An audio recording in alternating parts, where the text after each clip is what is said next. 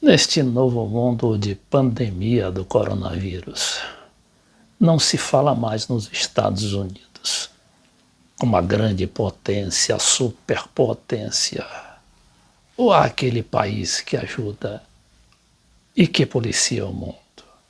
Está todo mundo em busca da ajuda da China, que já ajuda, por sinal, 130 países, enquanto os americanos se envolvem cada vez mais nos seus mortos, que já atinge quase 15 mil, e no seu número de infectados, que há pouco era de 434 mil, significando o dobro da Espanha, que vem em segundo lugar, o dobro da Itália, quem vem em terceiro lugar, e assim por diante.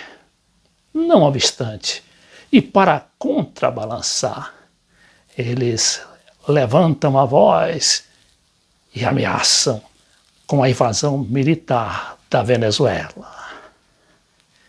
E ainda mais, mandam seus governos títeres perseguir seus adversários, como é o caso do governo do Equador, que decretou a prisão por 8 anos do ex-presidente Rafael Correa, que também terá uma punição de 24 anos de suspensão de seus direitos políticos.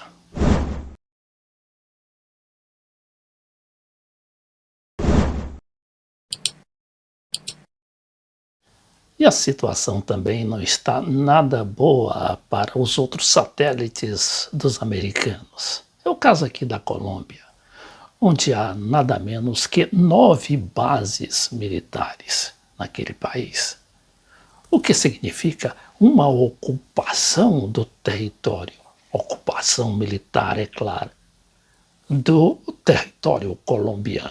E o que acontece aqui na Colômbia? A Colômbia, a gente sabe que está ali, ao lado da Venezuela, tem uma fronteira de 2.200 quilômetros.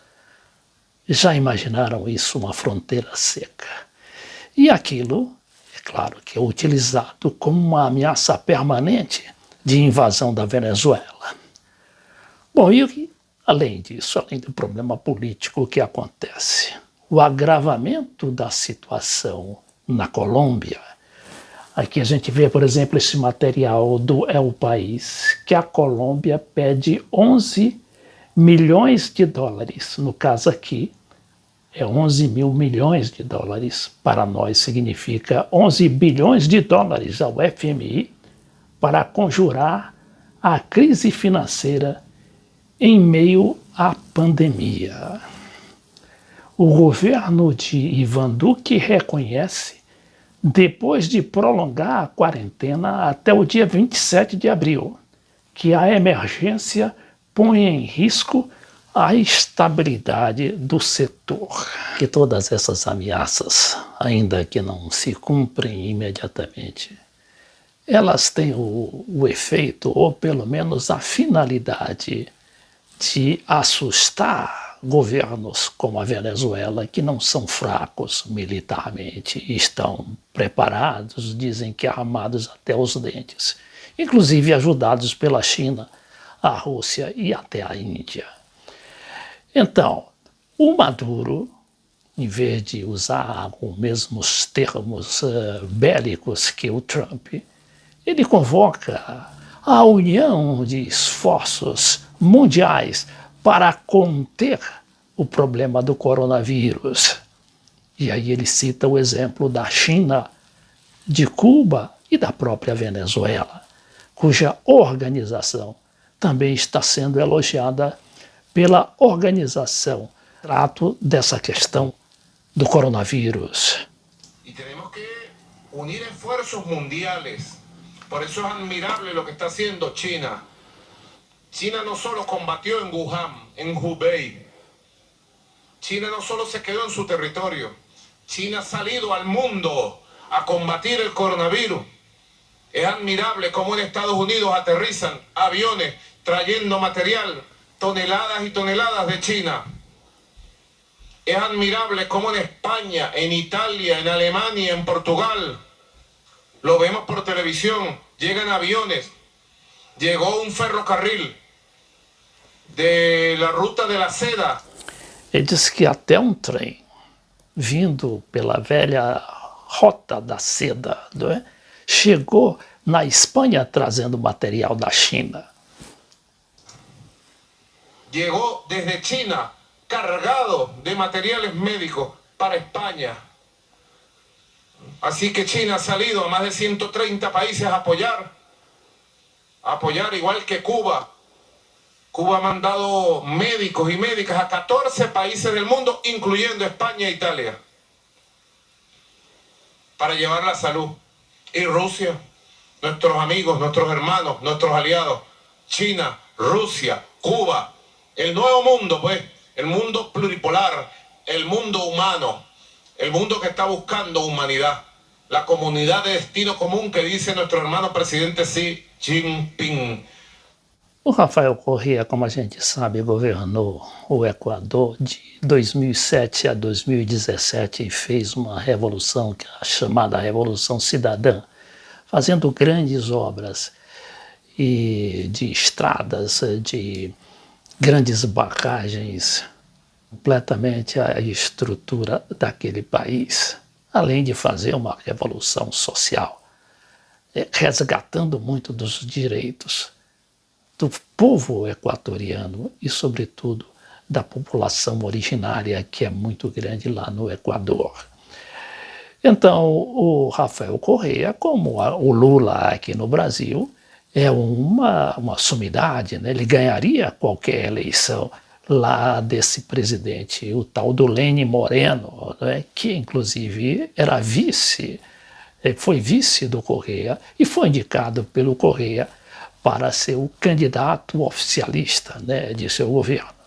Mas aí, pouco tempo depois, o Lenin Moreno vendeu a alma aos americanos e se colocou contra o seu criador. De qualquer maneira, o Correa seria uma ameaça terrível. Então, é um caso parecido com o Lula aqui no Brasil. O Lula, que, aliás, continua, apesar de libertado da prisão, ele continua com aquele processo e aquela cassação por 8 anos dos direitos políticos. E não poderia ser candidato, mas ele tem um processo lá no Supremo. O processo do Lula está nas mãos do ministro Celso de Mello, que estava doente e agora volta a trabalhar, mas ninguém garante que ele vá colocar aquilo na ordem do dia, pelo menos nos próximos dias. Vejamos o que diz aqui o ex-presidente Rafael Correa, que está no exílio lá na Bélgica. Tal pandemia, tal crisis, tal peligro, tal catástrofe, Corea es el país que peor ha manejado la crisis del coronavirus en la región, en Latinoamérica. Los muertos están insepultos en las calles, están prohibidas las reuniones, hacen esta audiencia contraviniendo sus propias órdenes para condenarnos, ¿no? Y realmente pues es un caso que en un Estado de Derecho sería absolutamente imposible. Ahí no existen sobornos y peor que yo haya participado sabido de algún ilícito. Lo podrían llamar como una cortina de humo, quizá, como lo decía usted, en un momento tan complicado, y desviar la atención hacia esto. Son dos objetivos. Usted dijo uno, creo equivocado, que era para aumentar puntos del gobierno. No, el gobierno no aumentar puntos, está aniquilado y en su odio quiere hundirnos sin importarle la realidad del país, la crisis que estamos viviendo. Pero sí, son los dos objetivos que acabo de mencionar. Uno, el uno que mencionó usted y el otro que mencioné yo. Uno, una cortina de humo para tratar de disfrazar, distraer a la gente del pésimo manejo de la crisis. Yo quisiera decirlo de otra forma. Yo no soy un político tradicional, no me importa mi futuro político. Si lo estuvieran haciendo bien, fuera el primero en aplaudir. Estamos hablando de vidas. Pero somos el país que, objetivamente, las estadísticas lo dicen, peor hemos manejado la crisis y nos llevan a un desastre. E aí o Rafael Correa lembra que o presidente Moreno, o Lenin Moreno, tem o nome lá do herói soviético, né? O Lenin, Vladimir Lenin. O Lenin Moreno está realizando uma administração situação desastrosa, inclusive nessa questão da pandemia. A gente tem visto no noticiário aí, não é?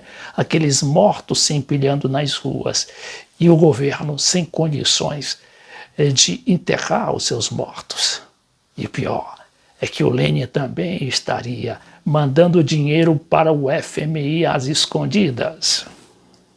Ya pasamos de crisis a catástrofe y vamos de catástrofe a desastre completo. Entonces, primero es tratar de desviar la atención y segundo, como le decía, ya no querían dejar pasar más tiempo, incluso en tremenda crisis, para agotar todas las instancias y tenerme inhabilitado para noviembre, que es cuando se inscriben las candidaturas para las elecciones del 2021.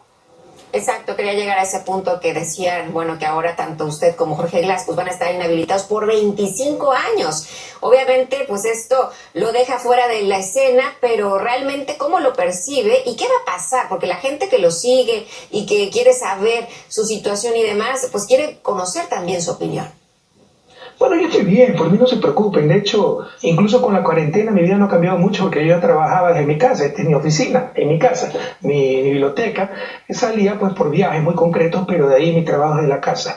Yo estoy bien, me preocupan mucho los compañeros. Jorge Glass, ya más de 2 años preso.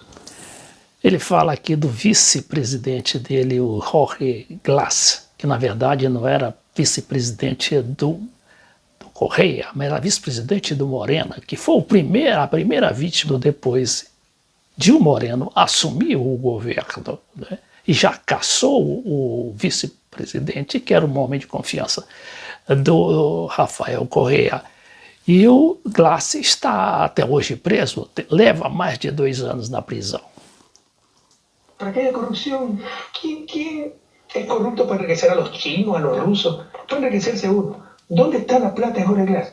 Lo han reconocido, que no hay pruebas contra él, que está preso por la fuerza de las circunstancias, pero ya más de 2 años preso. Y con esta sentencia nueva, que ahora dice que está involucrado en sobornos, eso es una barbaridad, es una maldad muy grande, pero no existe justicia en Ecuador y Europa no dice nada. Y está la aberración que, créanme, si a mí me acusan de haber asesinado a una persona, y aparece la persona viva, sigue acusándome de asesinato y dicen que resucitó. O sea, ya es irracional. Acusaram até o Rafael Correa, um rapaz sério, um professor de economia, de ter mandado assassinar. E por isso, nem por isso, a justiça se deu ao trabalho de investigar aquela acusação, porque o tal do assassinado apareceu vivo aqui, segundo aliás, o ex-presidente Rafael Correa. Mas e aí? E é de propaganda que vive os Estados Unidos até hoje. Mas será que este coronavírus não vai revirar tudo aí?